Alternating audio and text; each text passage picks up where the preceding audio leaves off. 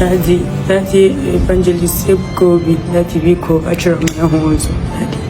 Daddy, please, I want to see because me bonyana no makakara daddy because natural me hoso because came mama echipe manya munya because Daddy popped up on the first opportunity when ma ko wa here also ama me bara me Daddy because Daddy Ebuka Obi because natural me hoso. My people, unbelievable. Hey, now be small something as I dey talk to una now. I know say most of una know this lady, Helena Miracle, the lady when go this church. Una understand when he come talk say he need financial help. Now the pastor come help her with 400,000. Now Miracle don't cry come out. She don't cry come out to say she made a mistake for the first time when he go the church. Say he supposed to tell the man of God may he heal her. Now she don't come out come dey tell the man of God, they call the man of God abeg say she wants see so that he go use the eye to see her baby. Say since when he born him baby, say he never see the baby, whether the baby dey black or whether the baby dey fair or whether the baby na chocolate say he never see am. No be small something my people. Now say I can't drop this update for now. Say Miracle don't cry come out to the shed tears say she wants see may the pastor may he help am say he want to see again. May I watch the full video, may not come be say I too talk. Good afternoon. I greet you all. Also, along the line, this is my brother today. So my your chorella.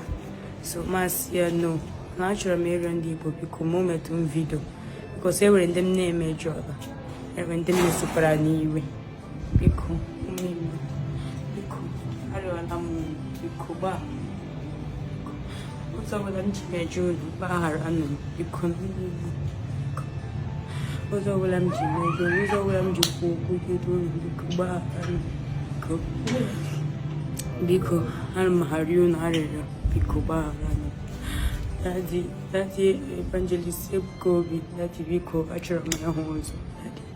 Daddy, please, I want to see because me bonyana no makakara daddy because natural me hoso because came mama echipe manya munya because Daddy popped up on the first opportunity when ma ko wa here also ama me bara me Daddy because Daddy Ebuka Obi because natural me hoso came mama can this my word I hope this word I watch your meals because me when you're in the market, I don't like TV, catch your meals. I can remember one. It was their mom, watch out, what's a moji, your mom, what's a woman, their mom. Damna, and over me who are just him and qualifies and that TV. So blanch me, and I tell me also because I want to see whom you will be conjured in the market. I don't know that. Watch me almost.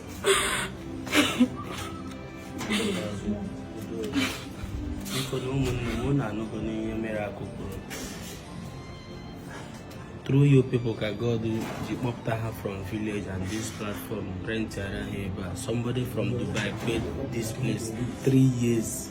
3 years for them. A funny share, even my boss Seaman Global, so Miracle. A lot of people that I cannot mention. You may when the opportunity instead of to go straight to the point. Now she have realized her mistake because she's pleading that she wants to see. Share this video to Evangelist Ebuka Obi I. I believe in him. From the testimonies I see people in here, I believe that God is working. I believe God is using him to work and to deliver some family. Because share it on this video. Share it on this video, Koruti Auntie. As in, let him not forget her. I'm not making a mistake. Above that, I get jogging. What do you want? A lot of people are angry with you because of that action.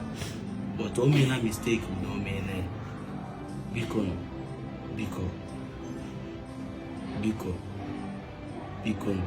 somebody could go say a minute is danger. Who could watch it?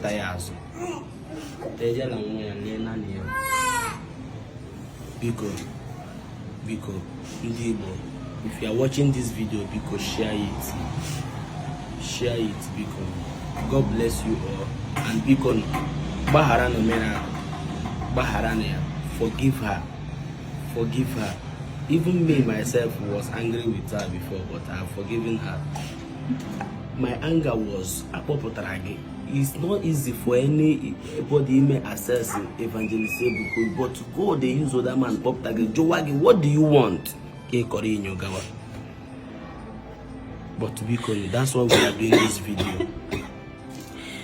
Because so that the Spirit of God will touch him again and watch at this girl. God bless you all from wherever you are watching me from. Please share this video for us and please forgive Miracle because Baharani. Galo mo again around the